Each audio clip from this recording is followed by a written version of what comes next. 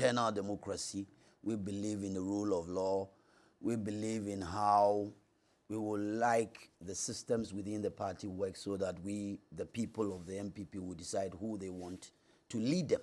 And that has been the mantra of the party.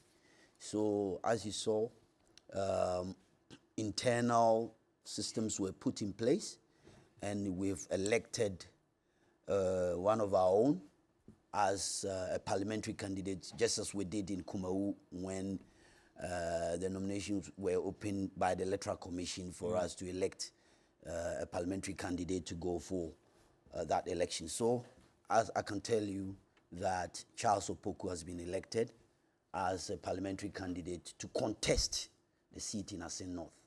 So, as it stands, yes, we've done what democratically we're supposed to do to go ahead and then win that seat. And I can tell you what, we're going to win that seat. And based on what metrics are you making this conclusion? I mean, when you look at the dynamics, I mean, Asin North was created as part of the Asin constituency before it was created, Asin North, Asin Central, and then NPP was handling that seat until that division came. And then from there, we had that seat until 2016 when there were one or two problems that Jesse Kwesi, 2020, sorry, when Jesse Kwesi came to snatch that seat from us. So definitely is an area that if you go to Asin South, it's an NPP seat. So are you saying that Jesse Kwesi's win, which of course now has been expunged from the public books, was just a ruse, was because you had internal wranglings? What I'm saying is that there were one or two problems, I mean, within the party at that time, just like what happened in Kumau, where there were internal problems before the 2020 elections. And we have resolved the problem, and we are coming as a united force to win that seat and win it convincingly based on what we have seen on the ground as a political party and what we've done so far. I think we're going out there to win. There have been explicit videos, and also our reporters have confirmed that even though there had been a number of development projects within the constituency, they seem to have been intensified, even in some project sites which, in a way, had seen projects stalling. But with the movement of earth vehicles, etc., just in tune with the accusation that the government is doing that to influence the voters of Asin North. What do you say to that? That's a lie. Projects has been going on. I don't know where your cameraman went there, and maybe if your cameramen have been there, been to the constituency before, and they've seen what is going on. The year of, when you talk about infrastructure, when you talk about roads, I mean, the year of roads, when it was launched, we started one of the key major road network in Asin North. I mean, one of the central regional roads that was one of the key road network being constructed in that stretch.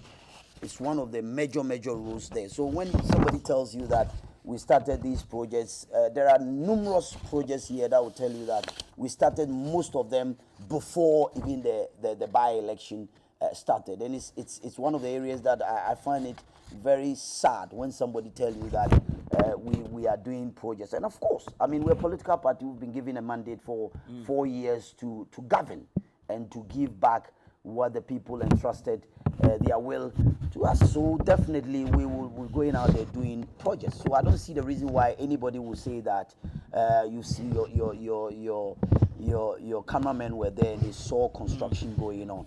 Everybody or anybody who's been through a Asin area will tell you that road projects has been going on.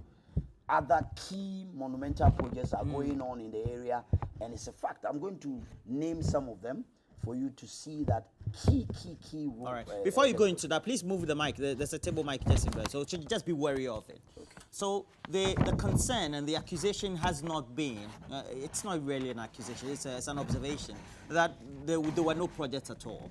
There was some level of dormancy on the project sites. Now they seem to have been quickened up just in the wake of the by-election. And that's the concern. To the point that there are videos which are indicating that some citizens of certain areas of Asin North even were hooting at some of these movements of these earth equipment. Which one are you talking about? Because I'm lost. Which one are you talking about? It's the same about the projects. I mean, the accusation. Areas. Really, you have to give me areas, because when you talk about that. So mention some of the areas where you have the projects. From where the NDC, the only thing that they can boast of now, they're going out with vile propaganda, telling that the reason why we kicked Jesse Kwesi from Parliament is because he was a strong supporter of LGBTQ, and that's the only message that they have, that they're going out there telling. They're saying that they propaganda to the ordinary people on the ground. Yes, and that's so sad, so sad that anybody will tell you that. Let me tell you, I'm in Ghana Gas, and I can give you one example. AstroTurf, a fully equipped AstroTurf is being constructed. But it's almost about 88% at Asin Breku, one of the key areas that it was initiated by the district chief executive. They wrote to us, and then we are constructing to develop football in the area. NDC was in power so many years, and they couldn't do that for the people there, the young ones who have talent to play football there. When you talk about education, we are constructing a 6 project in that area, key 6 project in that area, 2 dormitory block, 12 unit classroom, which was built by Get Fund, and also a GMPC project of 6 unit classroom block, which in addition is a 65-seater bus for a school, which is a technical school at Asin North in that area for them. When you come to road, 4.5 kilometer road from Asempaneye to Dunkwa. You know, when you are going from, normally when you are driving from Asin linking to Obuasi or Dunkwa, they used to go through Obuasi to get to that road, and it's been difficult because the distance from there to that area has been difficult. During the tenure as Nana Adodankwa Akufo-Addo year of road, we are constructing a road from Asempaneye to Kushia to Dunkwa, which is very significant, very, very key.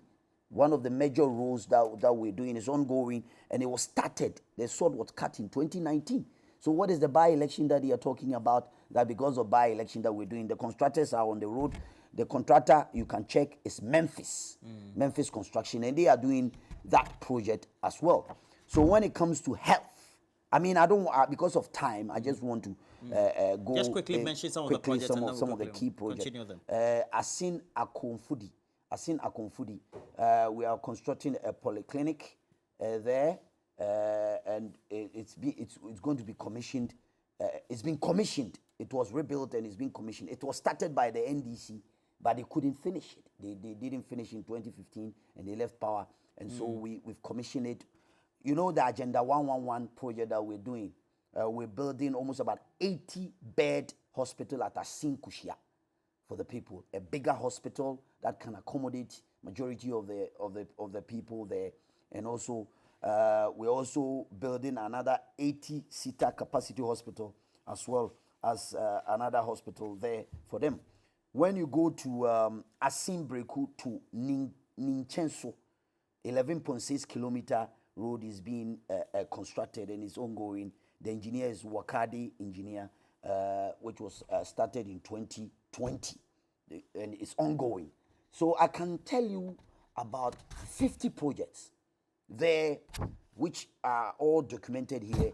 That tells you that NPP, as a political party, is committed to the people of Asin North, and we're ready to make sure that whatever we give back to them, we will have to give back to them. Now, despite this, the former member of parliament, the man himself who is standing for the NDC, Jesse Kwesi, is insisting that he was ill-treated and that he is going to recapture the seat. What do you say to that? What's ill-treated? I don't understand what you mean by ill-treated. I mean, he's an educated person, somebody who has lived in Canada throughout his life. He knows the laws of the country, and he deliberate dishonesty came out that you have to denounce your citizenship before you can contest in any position in this country. He waited. I mean, I have the ruling, the judgment. Not the ruling. His citizenship denounced the day he denounced his citizenship, and you can even have a look at that. And then this was he ceased to be a Canadian from 26 November 2020, and then he attached those certificates to the documentations, and then before he filed his nomination on October 2020. That was where he filed his nomination, and then he waited till November before he denounced his citizenship. What does that tell you? That total dishonesty, telling the people of Asin that you want to represent them. And this is not the first time that Roland he has done that. This is not the first time Judge Chikwesin has done that. I mean, in 2012, he was given an opportunity to contest, and he came to contest within the NDC. He was disqualified. In 2016, he came back and he was disqualified. And then a petition within the NDC, as a political party, a petition within the NDC, some concerned youth of the NDC petitioned the party general secretary, Johnson Esiodun Ketia, at that time. And because he's a good friend from all Canadian connection, he allowed him to go. And this is what deliberate attempt, just to undermine the laws of this country. Look at what they are doing with impunity. What are they doing? They are undermining the ruling of the Supreme Court, insulting or poo-pooing what the Supreme Court has said. Well, somebody will say it's a Supreme Court ruling, and so you can make commentary on it. Not criticize the Supreme Court in a negative way. There is a rule in this country, there are laws in this country that says that if you're a citizen, you cannot contest, a dual citizen, you cannot contest for any position in this country. This man went out there with impunity, with the support of the NDC. He went out there and then violated the rules. And then later on came back. When the Supreme Court has come out with a ruling against what he has done, and is even facing criminal charges in court. And if a political party is strategic enough and respect the rule of law and believe in the judgment of the justices of the Supreme Court, what would that tell you? They would have just looked for somebody else. You think somebody else should have been chosen instead? It's an impunity at the highest level. A party that comes from, who always tout themselves as apostles of social justice. They are the people. Go and read the NDC constitution. They tell you that they are the apostles of probity, accountability, and social justice. Let's go by that mantra. There has been a probe. Somebody has violated a law of the land. Somebody has sent it to court seeking for justice. Justice has been meted out, and they are poo-pooing the justice that has been meted out. They are just the matter of the criminal proceedings are before the court. No, but any wise political party will not do that. Until the person is proven to be guilty. There's a clear example of what happened with Adamu Sakande. Can go about all his activities. There's a clear example of what happened to Adamu Sakande in this country. We all saw what happened during their tenure. Rule of law took place. He ended up in jail. And this man, if he's wise enough and he thinks about his family, he would not go out there to write his own political obituary. That is how I see it. You think he's written his own political obituary? He has nailed himself. And I won't jump the gun by saying that I'm going to say something about the ruling of the Supreme Court. But I have no doubt in my mind that the outcome would definitely be that he will end up in jail. And why would you allow yourself... You mean in the criminal matter? Yes, of course. If Adamu Sakande How did you make in that jail, conclusion? No, I'm not speaking for the justice. So what are you saying? I'm just making an inference from what happened to Adamu Sakande in this country, where in this country we saw exactly what happened in this country. We all saw what happened. The same instance, the same citizenship denounced failure, and whatever happened in the same case happened. And this is the same thing that I'm saying here. That also, let me ask you this question. This a statement by Sami Jemfi, the communication officer of the NDC. He does indicate that the candidate you have elected, Mr. Charles Ofori, that's his name, right? No, Charles Opoku. Mr. Charles Opoku is not a registered voter in the constituency. Of course, it's not unlawful. So why is But he what do you saying say to that? No, why is he saying that? Why would they allow? I don't know. I don't know why the NDC always want to go out there and throw something there just for propaganda, to create perception in the minds of people that You think something it's is it's a red herring? It's a vile propaganda. That's their strategy. That is what Sami Jeffy did. That press conference is just to throw something out there, just to create a debate, create an impression, create a perception in the minds of the ordinary people in Asin North that something fishy is going on within the NPP and the Electoral Commission, so that they can also operate from another angle. We know this childish strategy, and we know their stock and trade. This will not work because he himself is a lawyer. He's supposed to know better that the Constitution of the Republic of Ghana states that clearly. Article, I think, 94.1, it states clearly there that required a parliamentary candidate to be registered as a constituency they wish to contest if viable or whatever. That's so I don't know where that. So you think it's just vile propaganda? And then we have big lawyers within the NDC. We have intelligent politicians within the NDC. We have great minds within the NDC. To allow this statement to come out, I think it's embarrassing to their own party, and it's so sad that they will allow this. But where is your constituency originally? Asante Achim North. Okay, so if you want to be a parliamentary candidate of the NPP, shouldn't you ideally, for purposes of getting close to your constituents, having some level of affinity, be a registered voter of the constituency, even though it's not granted by the law, it's not mandated by the law? So what difference does it make if I'm going into my constituency every day from Accra and I'm working closely with the people? I'm always playing football with the young ones. When you come to my constituency, I'm always on the pitch, playing football with them, actively working with the chiefs and people there, making sure that everything that I can do within my power to support the individual. And the Constitution states that I can be eligible to contest in anywhere I find myself. It doesn't matter. I went to school in Bempah College. I lived around Kwadasu areas, and I live in Kumasi all my life. And if I want to go out there and then say that I'm going to contest in any of the parliamentary seats in that area, I mean, who prevent me? Once the Constitution supersede any other laws within the NPP, there are laws that states that you have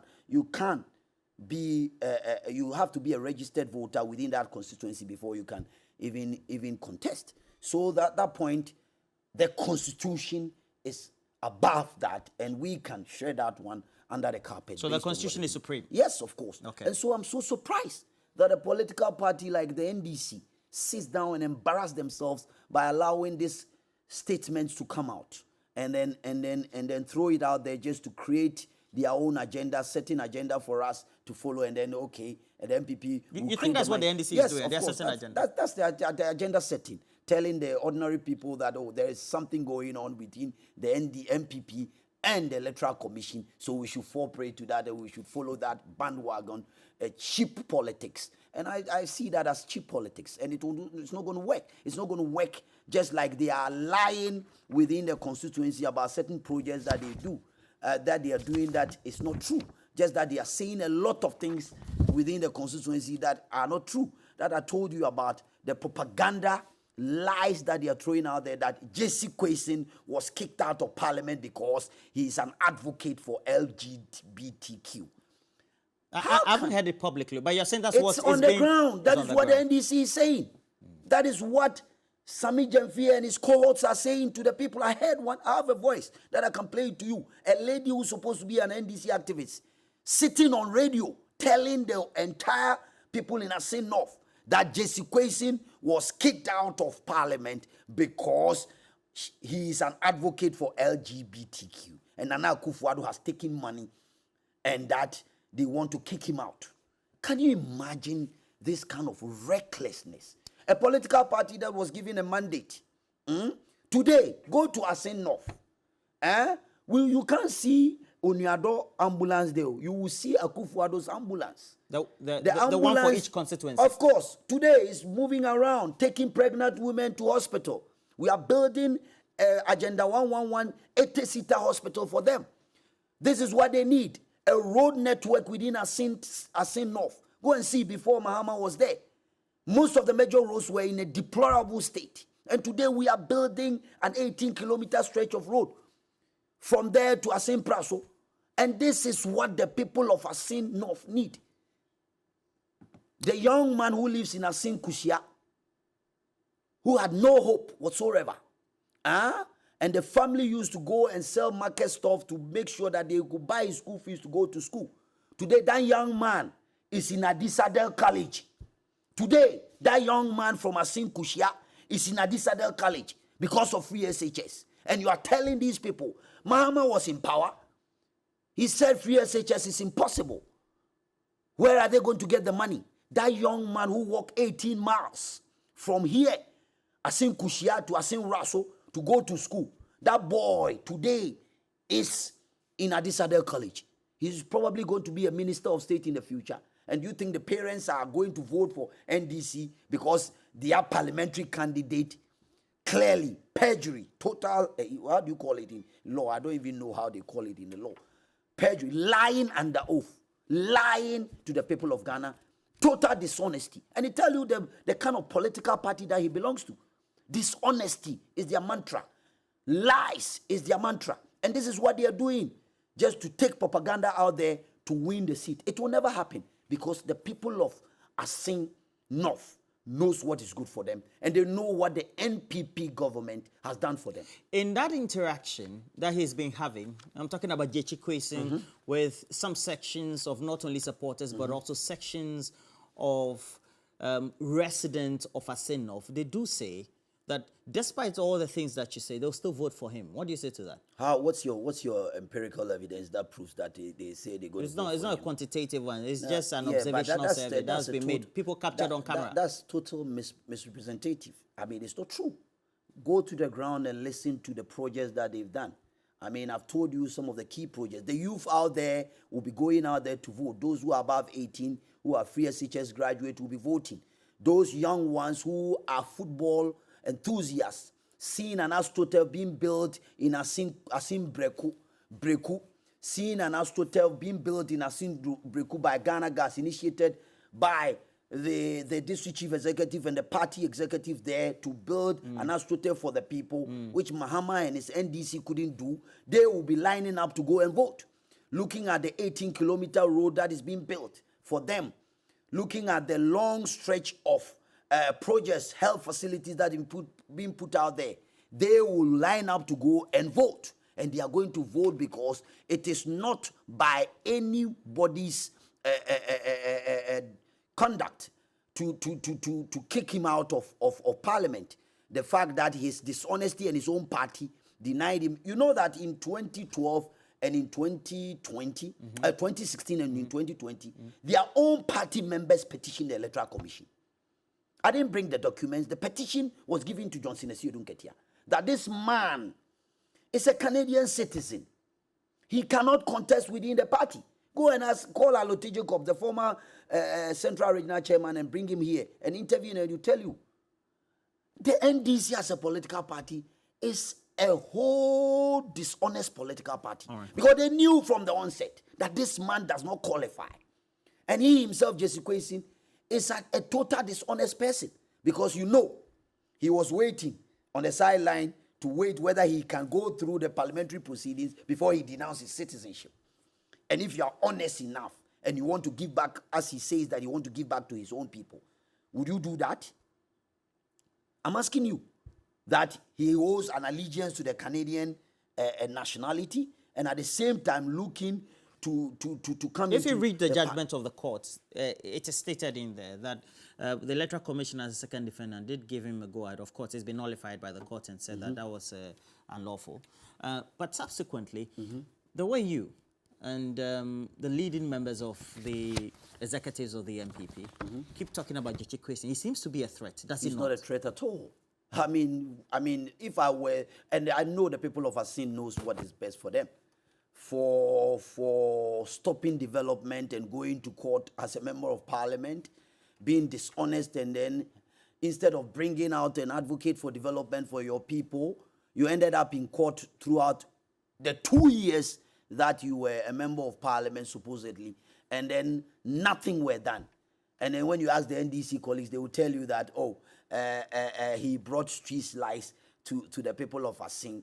I mean, any ordinary person, Roland, you sitting here in your constituency, I don't know where you come from. You can Ashaman constituency is my constituency. I live in Tema West. Yes, get so a little bit of support.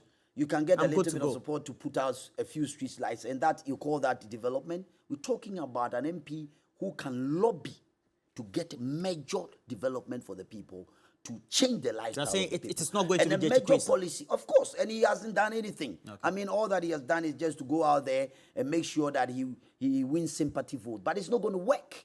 It is not going to work because he has lost. There's a message on the stream, and this one is by Cantona Bilson. He says that looking at how Jechikwesin was treated, is it not possible that he could come up tops due to sympathy votes? No, it won't work.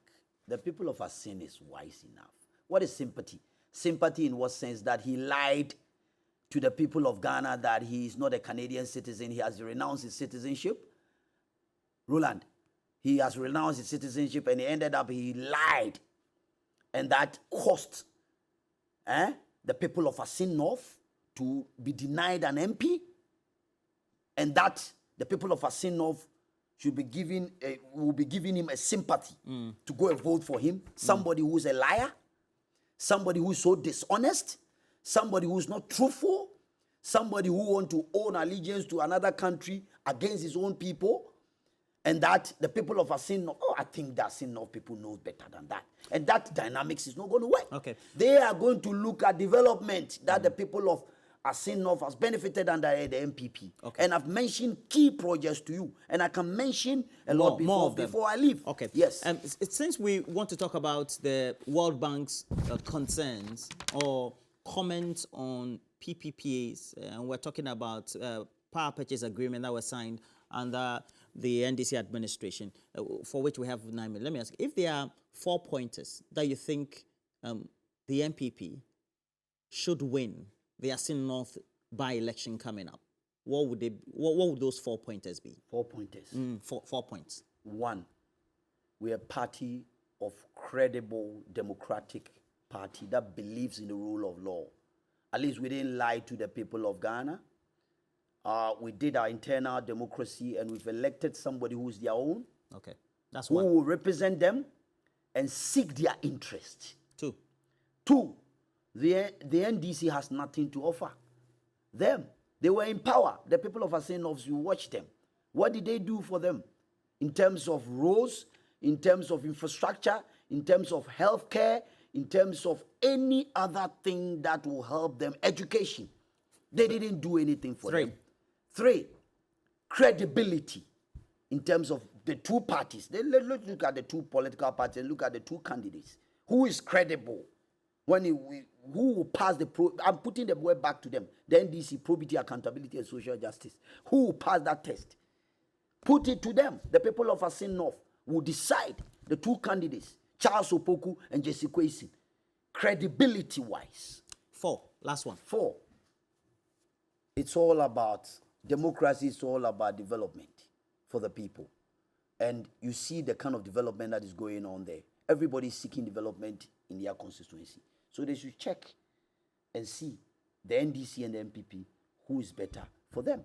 And they will decide, definitely. Now, as we wind up this discussion, for which you've had a good time to sell the NPP's message to the constituents in Assin North constituency for the candidate himself, there's been a sideline comment by the country rep or director for the World Bank, Laporte, which seemed to have generated a lot of public debate. You are with Ghana Gas, apart from just being a deputy director of communication for the governing NPP.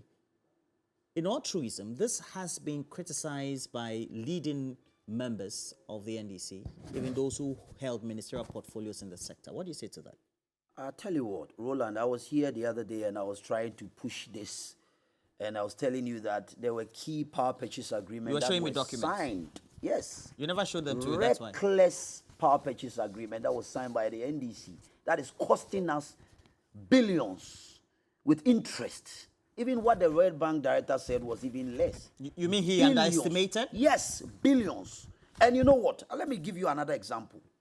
The most expensive gas contract that has ever been signed in the world, signed by the NDC.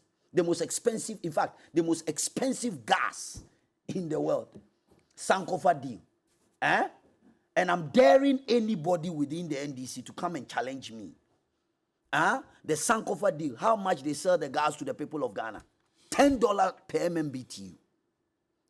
As compared to Jubilee, which is about 0.59 per MMBTU. And if you're a government, a social democrat that believes in the people of Ghana and that you are a government that want to give back to the ordinary Ghanaian, you go and sign such a reckless contract, which is the most expensive gas contract in the world. It tells you about this power purchase agreement that I was talking about. This one too, I'm giving you another assignment. Go and do your research with your team. The most expensive gas contract in the world is signed by the NDC. And it is Sankofa gas contract. It is also take or pay, whether we like it or not. We're going to pay, and we are going to pay. We are paying billions out of that. Come to Ghana Gas. If you are a company, if you're a government, and you supervise a gas sale of LPG, and you allow only one company, Roland, are you listening, to monopolize the selling of LPG in this country for 20 years. This is a contract. I can give it to you. And you go and read it to your viewers. Why didn't government try to abrogate some of those contracts? The contract, if you read the contract, it will marvel you. You will see that this is it. You read it. You mean with the termination clauses? Just read it, the termination clauses on it. And this is a reckless regime that want to come back and take the leadership of this country, and we should allow them to come back and take this country. Then we are dead. That is why some of us, we are so critical that read that contract, and then the next time I'll come, I'll give you the Sankofa contract, and you will see the kind of people who supervise this country, and then who led this country within a period of 6 years in this country. Not even Professor Mills did this under Mahama regime. Recklessness. So you're saying it's that bad? Yes, I've given you an example that you monopolize the sale of gas, sale LPG in this country for one company. Go and find out. I don't want to mention the name. This is the contract, and I'm daring anybody. Sankofa deal is an example. So take or pay is not only one. Within the energy sector, I'm even giving you only Ghana Gas. And I'm telling you that, my brother, we have a problem. Anytime I wake up in the morning and I see Mahama talking about coming back, I'm scared. I feel, I don't know the right word to use. That's why in my article, in his own book that he wrote, My First Coup d'etat, page 66, go and read. A man wrote his own book and said that danger lurks around any life decision that he has taken. You mentioned that the last time you came. Any developed country will not take this man serious to come back and lead us again, because his track records are there. He plunged this country into doomsday for 5 years. Me and you were there. My uncle died of heart attack because of Mahama's recklessness. And I mean, I don't know, but going back to Asin North, we are assuring the people of Ghana that we are going to win that seat and send a message to the NDC that we are breaking the 8. The people of Ghana believe in us, and they know that any of the candidates that the NPP will elect as a flag bearer will win and win the 2024 election. So, Bempah, will you be on the ground? Of course, I'm going today. I was there. I came back last week, and I'm going back. And we are going to work. I was in Kumawu for 1 month working, and I told the journalists out there that we're going to win a landslide. And this time round, our candidate that we have there, Charles Opoku, is credible. The people of Asin North have confidence in him, and we believe that he's going to win and win convincingly. If not for a landslide, he will win overwhelming vote for the people of Asin North to come and lead, and then make sure that he will bring development to the people of Asin North. Mr. Owusu Bempah, thank you for passing by. Thank you. Once again. Thank you. And that's Owusu Bempah, a Deputy Director of Communication for the ruling NPP, again emphasizing that the NPP will make sure they are next in the by-election, the Asin North seats for their candidates. It's where we have to go for a break. When we come back, we'll bring you More highlights in sports. Stay with us.